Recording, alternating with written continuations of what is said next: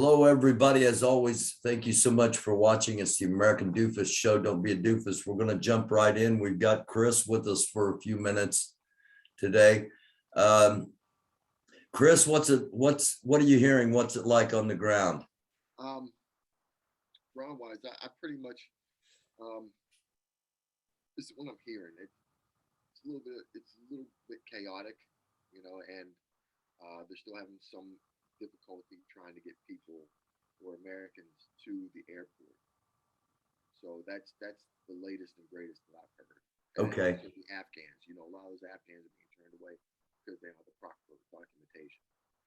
Now, before we get too deep, did you have contacts over there? Have you been able to get them out? Do you have people over there you're trying to help as we're speaking? There were interpreters that that used to interpret for me. I don't know what their status is. That was 2000, latest 2013. So I 8 years ago. Right. You're right. in contact with them. Hopefully, they've gotten out seriously, because the Turks that I had are actually pretty good guys. So I wish them well, because you don't want anything bad to happen to any of those guys. Plus, the United States government needs to hold these people. Our government needs to be true to what they've said about helping these people out. The situation at the moment is trying to get Americans to the airport. I mentioned I didn't understand why they were using the Kabul airport and not using Bagram Air Force Base. Can you talk on that? You know what? I was actually in 2013. I was actually at Bagram Airfield. It's really big airfield, and it takes a lot to get in. Right? Unlike Kabul's airport, the Karzai International Airport, they're entirely two different structures. The way that they're built. Mm-hmm.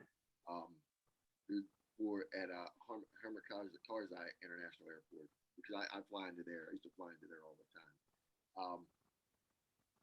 You can actually run out on the, to the tarmac, a jump over fence, run onto the tarmac, and on the military side, right?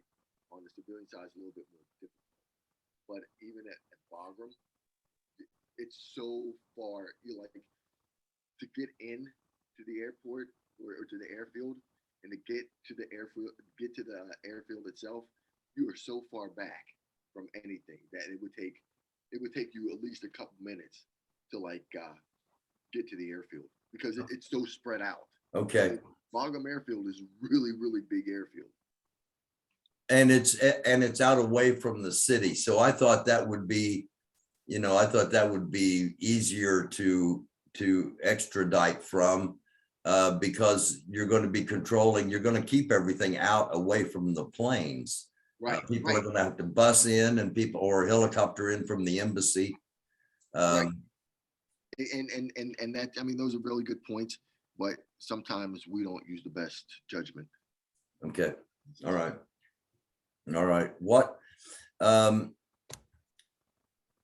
about reliance on the Taliban? It just seems like because we are heavily, the United States, in order to get the rest of the American people out, we have to depend on the Taliban. Right. And like I said, it's almost like it's a necessary evil that we have to work with them right now, because we don't have, we do have the manpower, but I don't think they want to put the Americans out. As you see that the suicide bomber that just came through, I think that also puts us at risk, when we're out in the open, as opposed to the Taliban is the outer perimeter, we're the inner perimeter. Okay, so as basically there's a big wall around the Karzai International Airport. Right. So, and we're inside the wall, and we're in control of what's going on inside. and the Taliban is basically in control of what's going on our perimeter. Right. The outside would be the outer ring of it. All right. So Okay. say for instance, you have two layers. Mm-hmm. One layer is the inner perimeter, and the second layer is the outer perimeter. Okay. So and the Taliban is the outer, and we're the inner. And it was like the same way where I was. I remember one time we were actually looking for a suicide bomber, and we used the ANA for our outer perimeter, right? Because we knew they gave us a description of what this bomber looked like, right?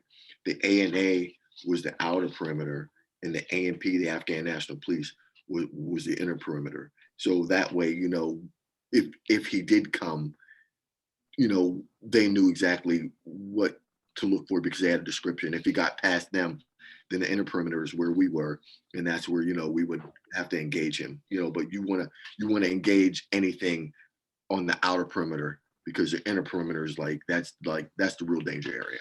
Okay, and that ANA, Afghan National Army. Right. Exactly. Yeah. Okay. Just so everybody's clear on that. It seems like that we've learned that there was just a single suicide bomber. How big of a bomb or how sophisticated of a suicide vest had to be used to cause such destruction out of just one suicide bomb? You don't know what type of HME they're using, homemade explosives that they're using, right? Mm-hmm. And you don't know how much, you just don't know how much they used, but it had to be a significant amount to kill that many people. Right. I mean, we're talking about killing 75 and injuring over 100. Right. But you have to keep in mind that all these people in close proximity to each other. Mm-hmm. Right? So when you have, when everyone's in close proximity and you have a big bomb go off, it's going to do a lot of damage. And who knows what else, who knows what they put inside that bomb. As far as shrapnel or right, exactly. That hasn't been brought out. So we really don't know. Okay. How hard is it? How hard is it to disguise a suicide bomber? It's okay if you know what to look for. Remember, on the last episode, I told you I used to teach human behavior pattern recognition analysis, behavioral profiling. Right. And that was one of the things that we should teach U.S. forces and coalition forces on was detection of suicide bombers, and it's really based upon behavioral, your behavior. Okay. See, the Taliban were well versed in that because they're not trained in that stuff. Okay, but as us, me as a former government instructor, I know exactly what the cues are to look for a suicide bomber. Okay, I know exactly what to look for, but you have to understand at that time there's a lot of confusion. A lot of people coming and going, and it's just the Marines and the Taliban can't look at one individual. But that one individual is actually standing out amongst all the rest. If you know what you're looking for. Right. He's going to stand out amongst all the rest, believe it or not. Right. Just by the way he walks, there's going to be big differences, like when you're getting ready to do something like that. Sometimes they wear a lot of perfume or cologne because it's a martyrdom mission. Okay. So those are they might be sweating profusely, even though it's hot, people sweat, but it's a different type of perspiration that's coming off you, when you get ready to do a martyrdom operation. A nervous sweat as opposed to one that's cooling your body. Exactly. So, I mean, these are just things to look for, but of course they're not paying attention to that, right? You just see a guy sweating, you think that's just normal. And even his gait and the way he walks is going to be a little bit different than everyone else's. It's just, I would have to show you, you could, so that way you can actually visualize it, You know, me talking about it, it's not really doing any good. But for me to visualize it, you'd be like, wow, you know, that makes sense. So Okay. and then also even his clothing too. Who knows? Normally for martyrdom operations, a lot of those guys in Islam wear black because in Islam the colors symbolize a lot. And black in Islam is murder or martyrdom for for an operation like that. Wow. So it's Wow. Okay. Now, we have the United States has launched a drone attack on a location. I believe it's near Jalalabad, and supposedly we were targeting one of ISIS-K's operational planners. right, right. But that's you taking out a planner really doesn't do anything because there's always going to be another planner. They listen. I mean, they always have like a hierarchy. In case this leader gets taken out, okay, you're going to be replaced. In case this person gets taken out, you're going to replace him, and so on and so forth, right?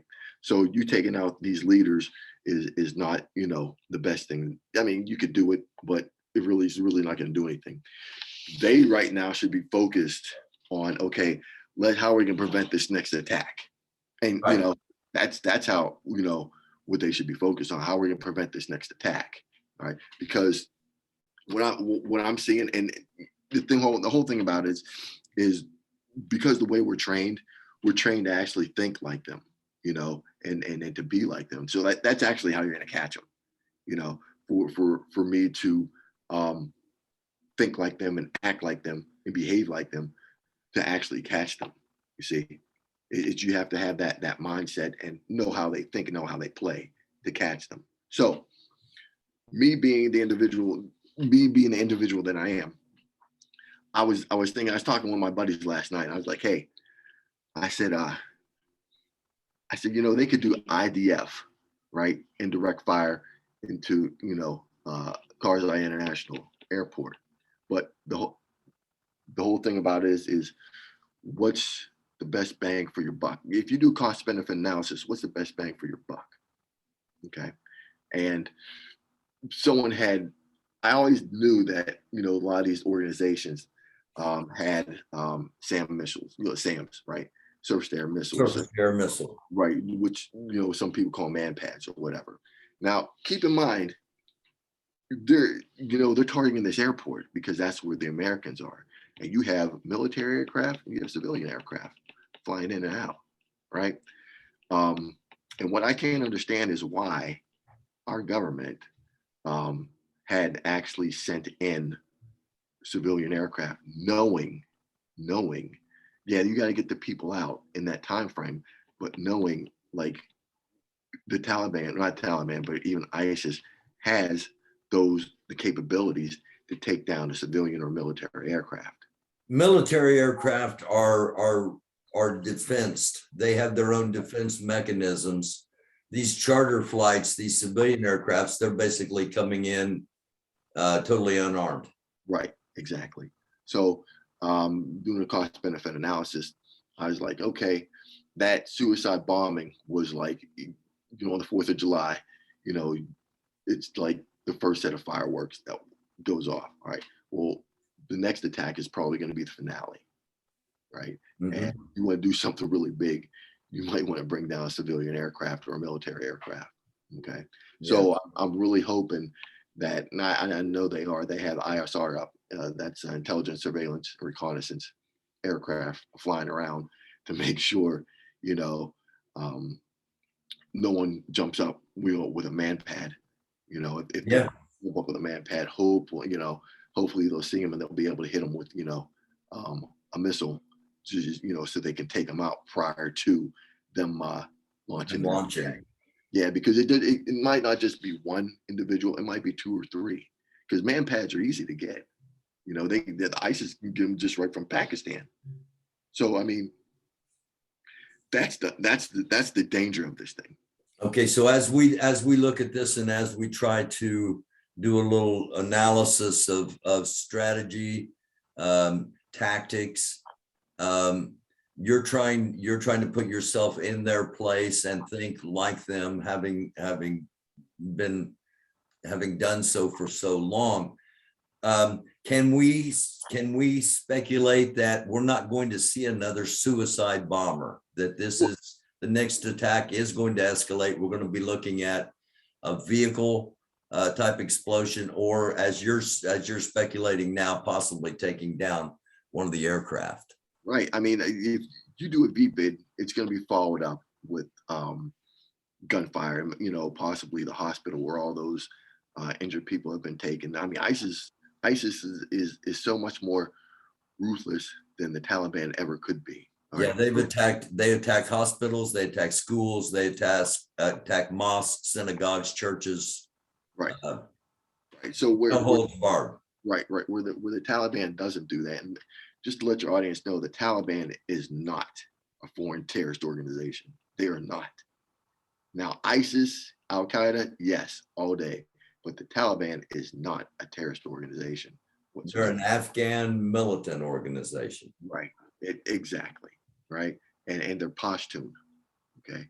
And they come from Kandahar, the Kandahar region. That's actually where the Taliban originated. All right. They come from the Mujahideen. Right. But they come from. Mujahideen means freedom fighter. Right.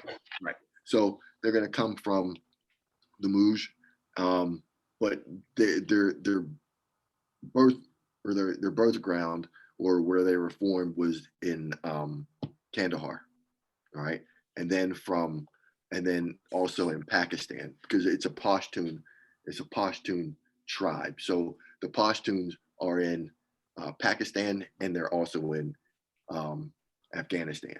So they travel from back and forth.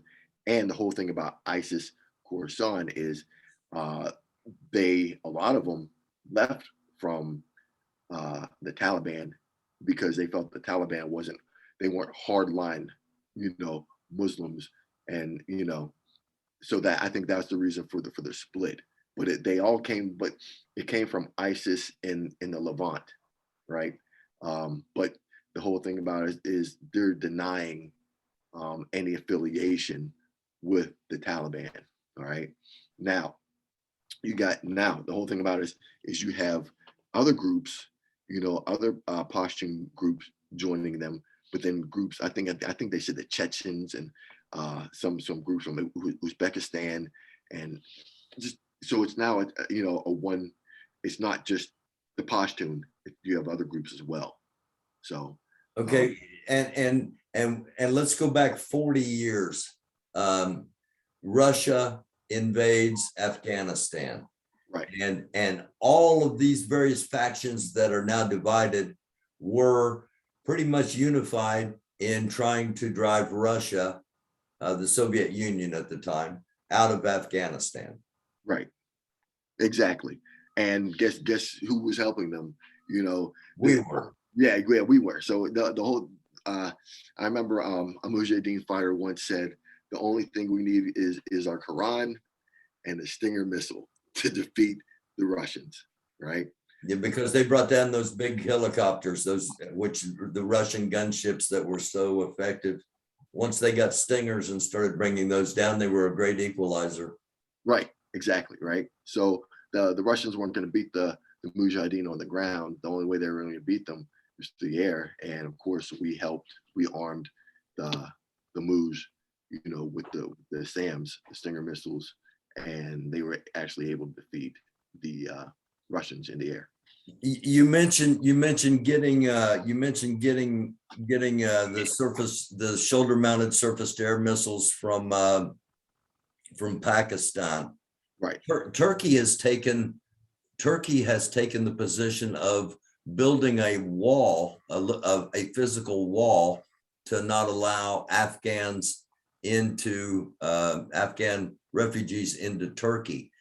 We keep hearing talks about how even after the 31st, we're going to keep working to try to get people out that want to get out.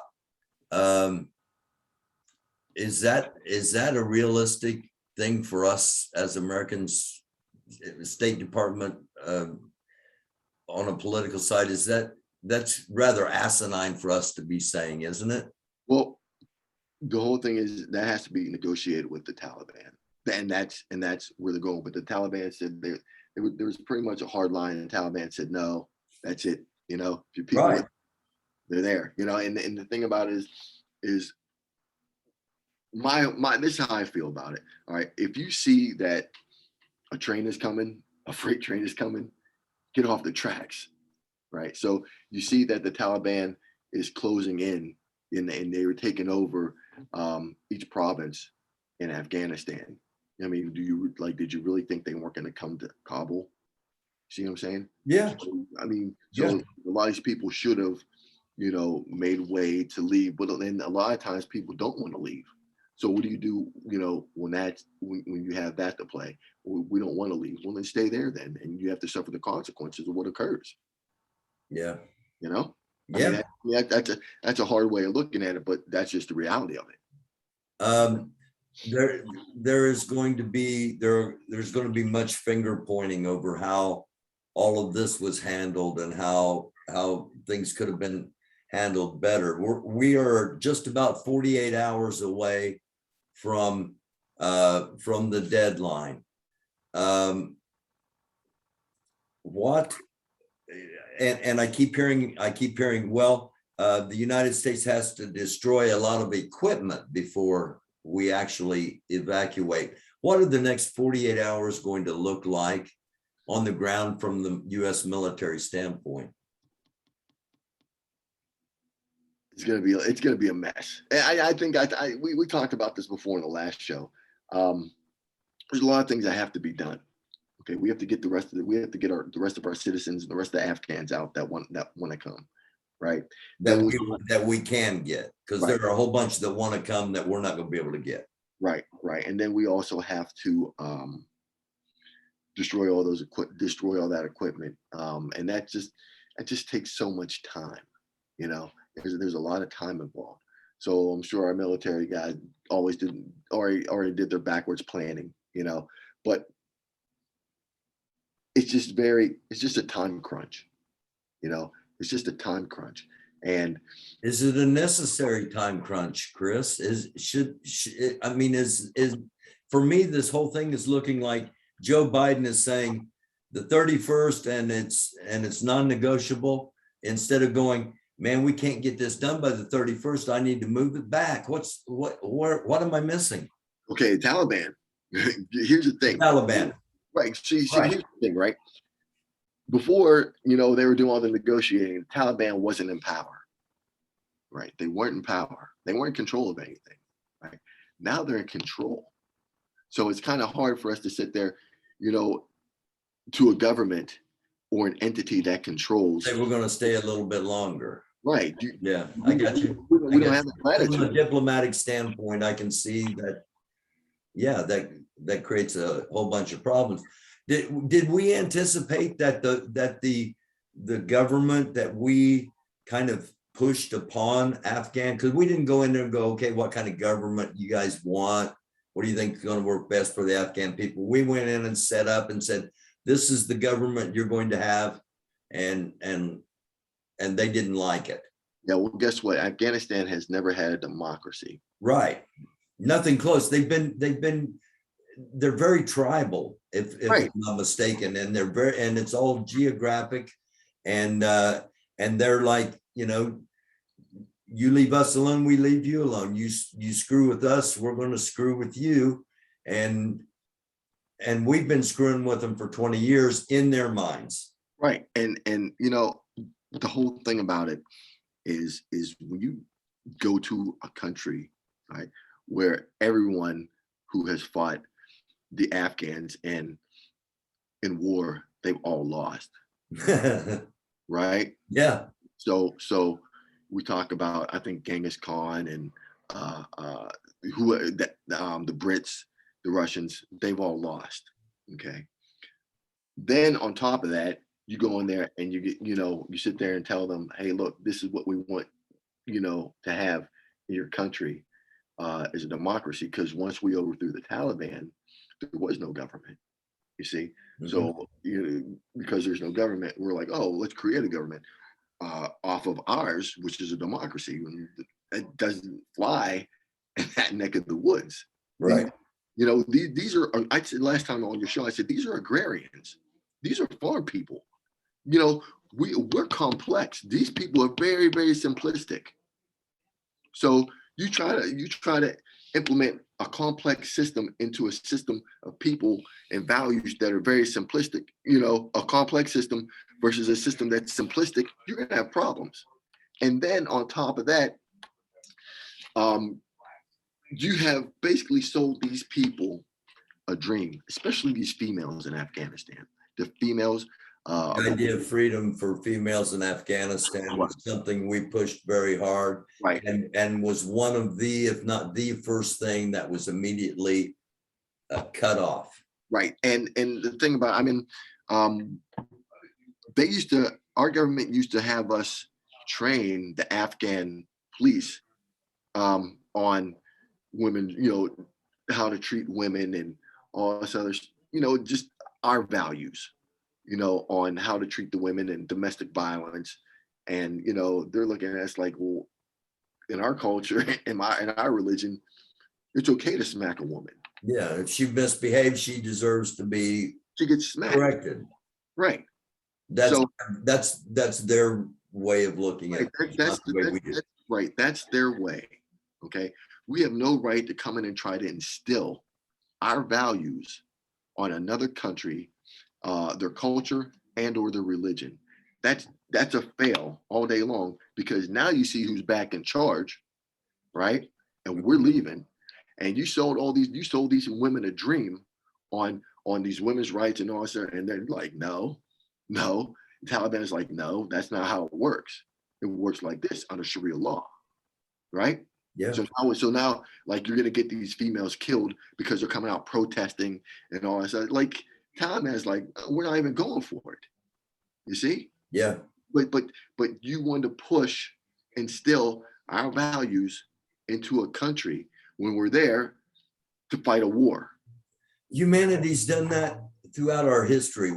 There have been various religions try to push, you're either going to be our religion or we're going to kill you all, or you either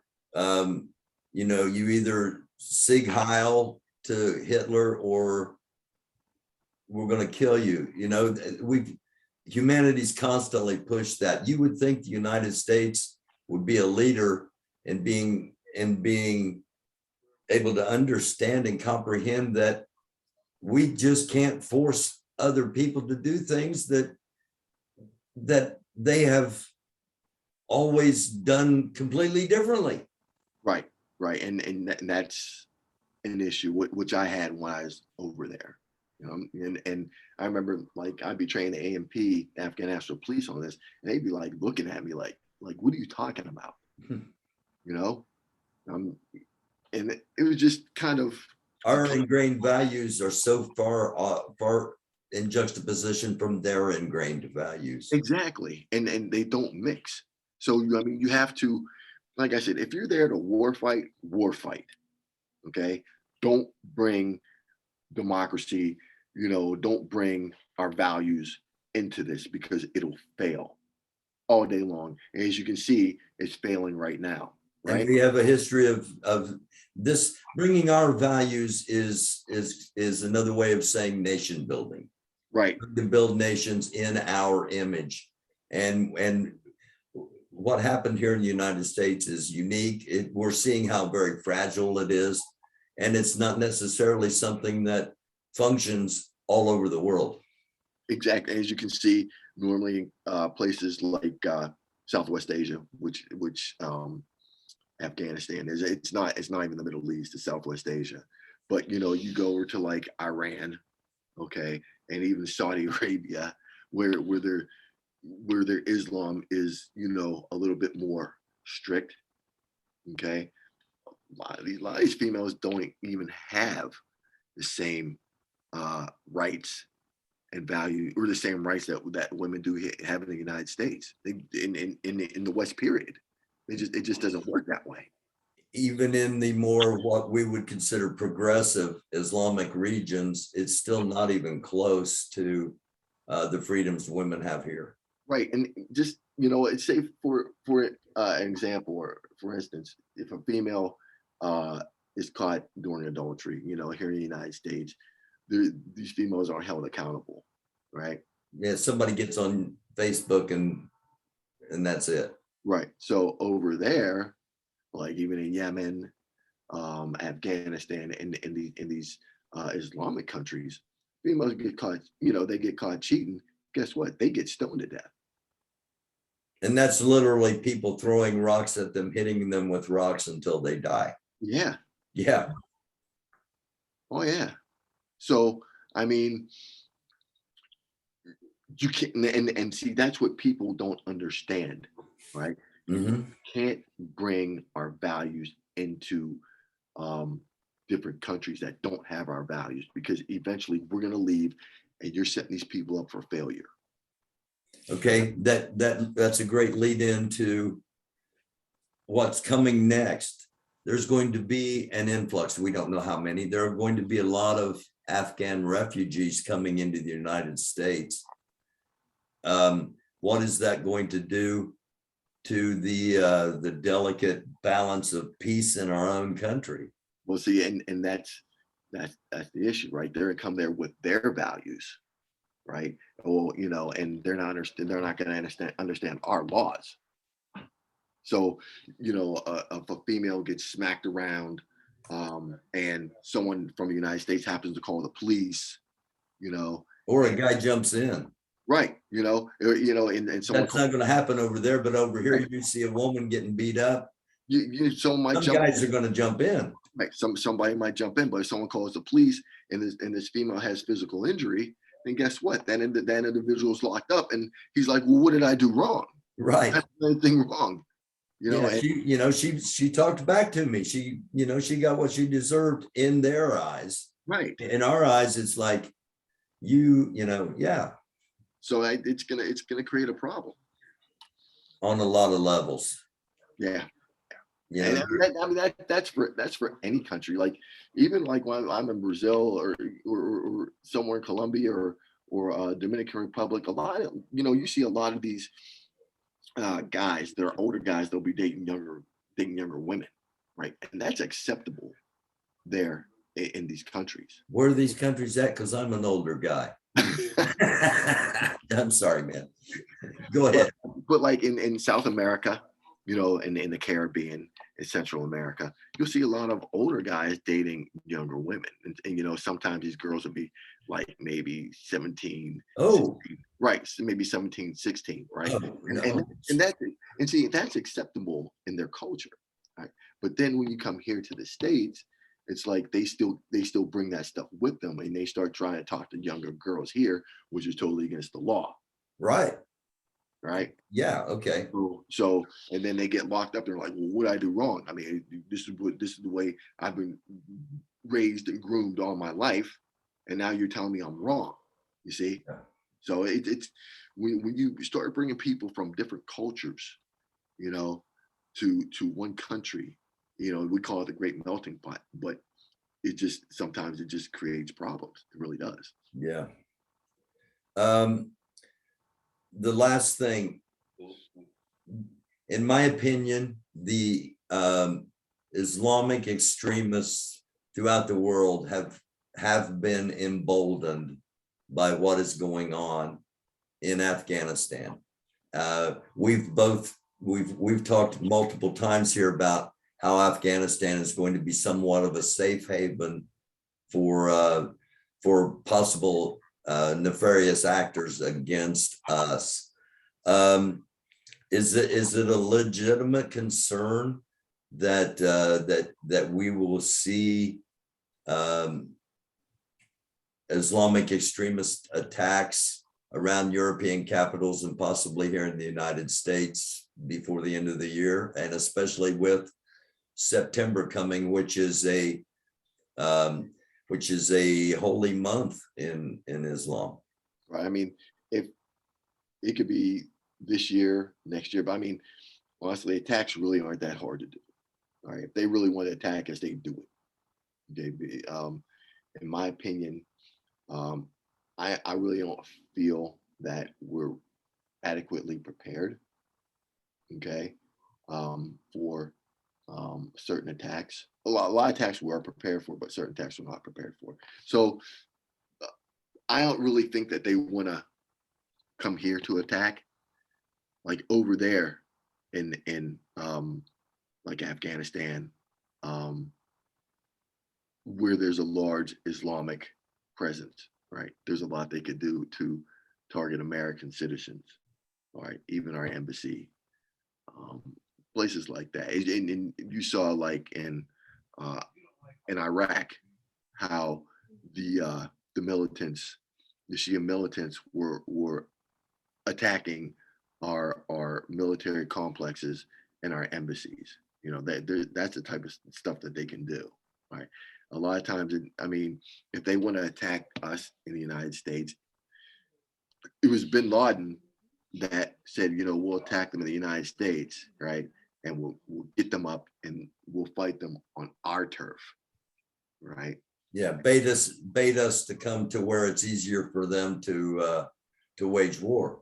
Because Exactly. yeah, you're looking at, you know, if you're trying to wage a war from Afghanistan on a militant basis on the United States, you got a hell of a long supply line to be you know, to be fortifying.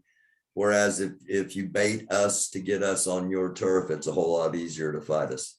Right, right. And you know, I fight you in Afghanistan, you have home field advantage. You Yeah. know, you And know, and they're undefeated for the last 60 years. exactly. So, you know, it's just very difficult. Okay. We talked a few episodes back about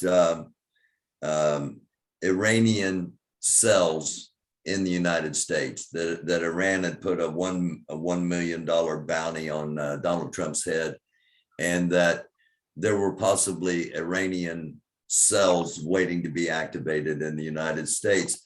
Are there, should we assume there are other uh, Islamic extremist cells waiting to be activated that are coming from the AQ side of things, as opposed to the Iranian more governmental organized potential threats here in our country?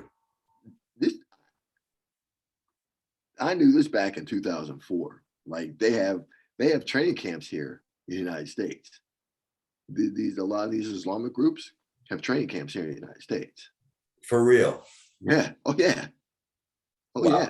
Okay.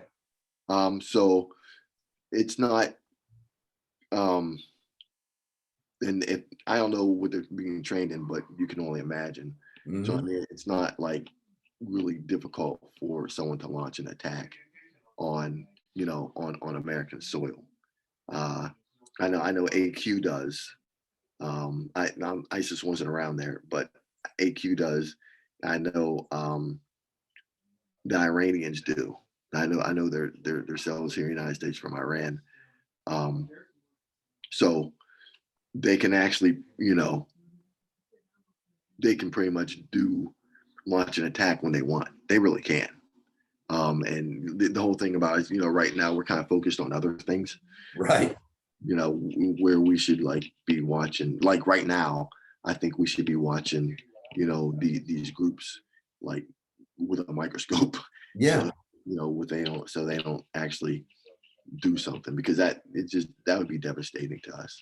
We are so focused on what we might do to ourselves that we're losing focus of what others are really wanting to do to us. Right, right, right. So that whole thing in Afghanistan, that scenario I played out for you with the ISIS shooting, you know, a manpad or a SAM. That's what's going to happen in the next 48 hours. Either there's going to be a large vehicle explosion, or they're going to take down one of the planes. It's either going to be a VBID. They're going to shoot IDF, indirect fire, you know, into the airport and the surrounding vicinities, because you know people have to get out Right. and run on the planes, and they can target, the planes and the civilians and the military personnel. So the IDF, we talked about the VBID, vehicle-borne IED, and then also, with the SAMs, possibly shooting down an aircraft, and that's just what like I said, if I were in their shoes, that's what I would do, because that's how you Yeah. catch. Yeah, like you said, we're running out of time, and they made a massive statement with that one suicide bomb, and the best bang for their buck would be to have a fireworks finale Right. as Right. That's exactly right. And don't let the door hit you in the ass on the way out. We're pretty gonna much blow some stuff right. up to make sure you don't want to come back. Should we destroy the airports? I don't think we should destroy the airports because the Taliban is going to take them over, right, for security. So that doesn't serve a purpose. Right. But just like I said, just be prepared for some crazy stuff that we never seen go down. But plus ISIS has always said, we're going to do something spectacular, to the Americans, and it just they I don't think they have those. They do have those capabilities, but I think it's be hard to execute them here in the United States again, like something like 9/11. I just think we're too good now.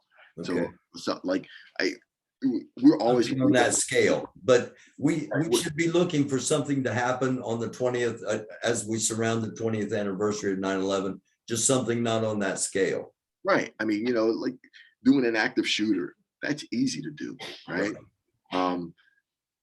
Being me playing an IED somewhere, that's easy to do. Yeah.